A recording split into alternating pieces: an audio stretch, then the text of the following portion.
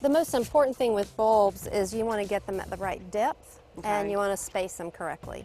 And of course, if they take full sun, you've got to pick the right spot to begin with. But tulips, let's see, the package says 5 inches. There's some varieties of tulips I think like to be deeper.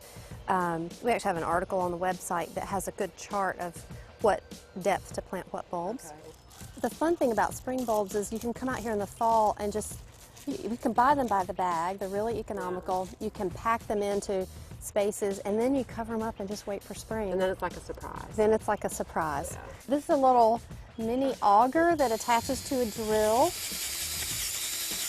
Ooh. Let's check the depth. Yeah, about 5 to 6 inches deep. That's pretty good. Okay. Yeah, you can just drop one down in there. Bulbs are really best naturalized. If you put them like in a straight line or in too much of a shape, they look a little forced. They're really better when you give them a chance to spread out and take their own irregular shapes.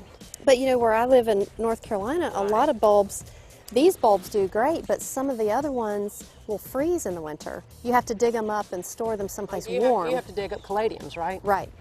We either have to dig them up or we have to replant them fresh every year.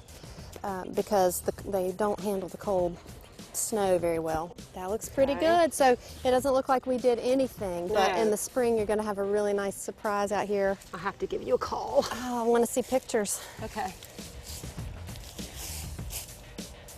Okay. Looks good.